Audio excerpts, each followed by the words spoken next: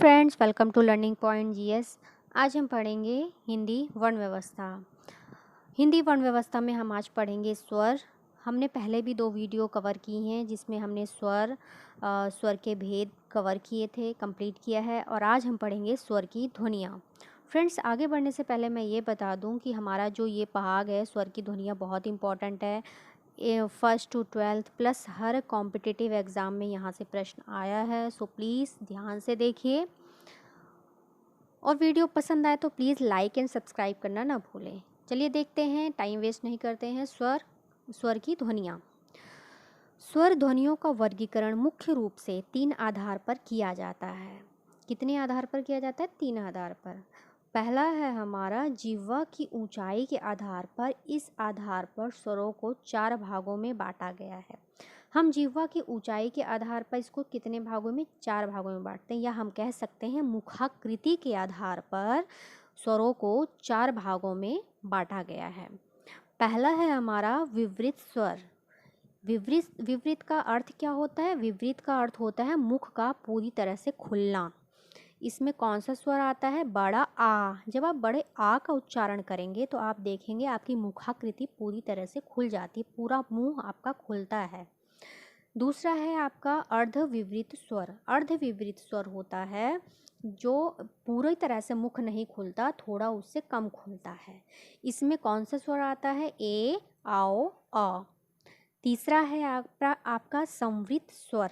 संवृत होता है, इसमें करीब करीब पूरी तरह से आपका मुंह बंद हो जाता है, बंद नहीं होता, करीब करीब वैसा होता है। इसमें कौन कौन सा स्वर आता है? ई, उ, ऊ। आप जब इसका उच्चारण करेंगे तो आप देखेंगे आपका मुंह करीब करीब पूरी तरह से बंद होता है। अर्धसंवृत मतलब पूरा मुख बंद नहीं होता है, खुला रहता है। अर्धसंवृत स्वर में क्या आता है? ए और ओ। फ्रेंड्स, डायरेक्ट जो परीक्षा में प्रश्न ऐसे पूछ लेता है कि विवृत स्वर इसमें से कौन सा है, तो आपको पता होगा तो आप बता देंगे। इसी तरह से चारों प्रश्न पूछ लिए जाते हैं, चारों जो पॉइंट्स है उसके आधार पर। ये हमने पढ़ा है मुखाकृति के आधार पर स्वरों का उच्चारण। तो आई होप आपको ये टॉपिक क्लियर हो गया होगा। चलिए हम नेक्स्ट देखते हैं। दूसरा है हमारा जिह्वा की स्थिति के आधार पर स्वरों का वर्गीकरण, यानी इस आधार पर स्वरों को 3 भागों में बांटा गया है। जिह्वा की स्थिति यानी जीभ का भाग, जो हमारी जीभ का भाग है उसके आधार पर स्वरों को 3 भागों में बांटा जाता है। पहला है अग्र स्वर, यानी अग्र होता है आगे, स्वर तो आप जान ही रहे हैं। इसमें अग्र स्वर में कौन कौन से स्वर आते हैं? अंकों की दृष्टि से अगर गिने तो ये कितने होते हैं? 4 होते हैं। कौन सा होता है? ह्रस्व ई, दीर्घ ई और ए, आए। ये होते हैं अग्र स्वर, यानी जीभ की आगे की पोजीशन जो होती है वहाँ से उच्चारित होने वाले स्वर। दूसरा है मध्य स्वर। मध्य होता है बीच में, जो आपके जिह्वा का मध्य बीच का भाग है उससे उच्चारित होने वाले स्वर कितना है? 1 है। कौन सा है? छोटा अ। जब आप उच्चारित करेंगे तो अनुभव करेंगे यहाँ कहाँ से आपकी ध्वनि आ रही है। तीसरा है पश्य स्वर। पश्य होता है पीछे, जिह्वा के पीछे से उच्चारित होने वाला स्वर कौन कौन से हैं? बड़ा आ, उ, ओ, आओ। ये अंकों की दृष्टि से कितने हैं? 5 हैं।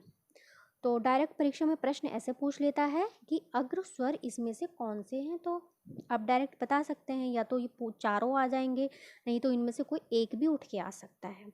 मध्य स्वर पूछ लेंगे तो आप बता देंगे छोटा आ। इसी तरह से अगर पूछ लिया है पश्य स्वर अंक कितने होते हैं, तो डायरेक्ट बता दीजिए 5 होते हैं। तो ये हमने देखे जिह्वा की स्थिति, यानी जो जिह्वा का भाग है वो कितना खुलता है कितना नहीं खुलता है, उसके आधार पर स्वरों को 3 भागों में बांटा गया है, अग्र स्वर, मध्य स्वर और पार्श्व स्वर। तो फ्रेंड्स, ये हमने कंप्लीट किया अपना ध्वनियों का दूसरा पॉइंट। आई होप जो आपका पॉइंट है आपको क्लियर हो गया होगा। फ्रेंड्स, ये वीडियो अगर आपको पसंद आती है तो प्लीज़ आगे आगे अपने फ्रेंड्स को फॉरवर्ड ज़रूर करें और लाइक एंड सब्सक्राइब करना ना भूलें, ताकि आपको हमारी नेक्स्ट वीडियो की नोटिफिकेशन मिलती रहे। फ्रेंड्स, अगर हम किसी भी परीक्षा की दृष्टि से देखें तो इसमें से प्रश्न ज़रूर आता है। इसलिए ये जो स्वरों का वर्गीकरण है और स्वरों की ध्वनियाँ हैं, स्वरों के भाग हैं, ये बहुत बेसिक चीज़ ज़रूर है लेकिन बहुत इम्पॉर्टेंट है, क्योंकि हर जो परीक्षा होती है, चाहे प्रतियोगी परीक्षाएं हों, चाहे स्कूलिंग परीक्षाएं हों, यहाँ से प्रश्न अवश्य ही आता है। तो चलिए हम तीसरा देखते हैं, होठों के आकृति के आधार पर स्वरों का वर्गीकरण। यानी समझ ही गए होंगे, हमारे जो लिप्स हैं, हमारे जो होठ हैं, जब कोई भी स्वर आप उच्चारित करते हैं तो उनकी आकृति, उनकी शेप क्या बनती है, उसके आधार पर स्वरों को बांटा गया है। स्वरों को कितने भागों में बांटा गया है? 2 तरह से बांटा गया है। पहला कौन सा है? पहला है गोलीय स्वर, यानी जिन स्वरों का उच्चारण करते टाइम आपका होठ, आपके लिप्स राउंड हो जाते हैं, गोल हो जाते हैं, वो कहलाते हैं गोलीय स्वर। गोलीय स्वर कौन कौन से होते हैं? उ, ओ, आओ। जब इन स्वरों का उच्चारण करेंगे तो आप देखेंगे आपके जो लिप्स हैं, आपके जो होठ हैं, वो पूरी तरह से राउंड हो जाते हैं, यानी सर्कल हो जाते हैं, इसलिए इनको गोलीय स्वर कहा जाता है। दूसरा है अगोलीय स्वर, यानी कि जिन स्वरों के उच्चारण में आपके जो लिप्स हैं वो गोल नहीं होते हैं, वो साधारण तरीके से रहते हैं, इसलिए इनको अगोलीय, मतलब नहीं, जो गोल नहीं हो रहे हैं। कौन सा स्वर होता है इसमें? बड़ा आ, ई, उ, ए, आए। कौन कौन से? बड़ा आ, ई और ए, आए। ये थे हमारे होठों की आकृति के आधार पर स्वरों के 2 भाग होते हैं, गोलीय स्वर और अगोलीय स्वर। अगर परीक्षा की दृष्टि से देखें तो आपको डायरेक्ट इस तरह से पूछ लेगा कि होठों की आकृति के आधार पर स्वरों को कितने भागों में बांटा गया है, तो डायरेक्ट बता दीजिए, दो भागों में बांटा गया है।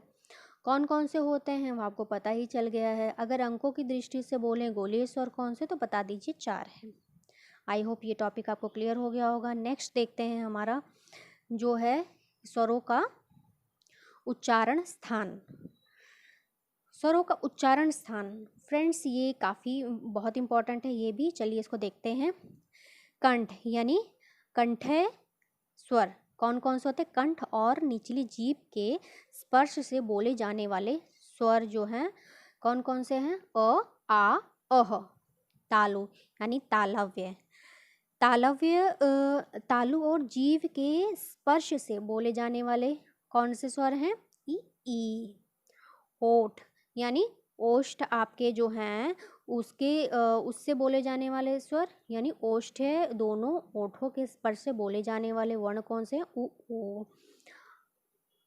कंठ धन तालु, कंठ तालव्य इसको कहते हैं। कंठ और तालु में जीभ के स्पर्श से बोले जाने वाले स्वर कौन से हैं? ए, ऐ और अंग। कंठ और कंठ धन ओष्ठ, कंठोष्ठ भी इसको कहा जाता है।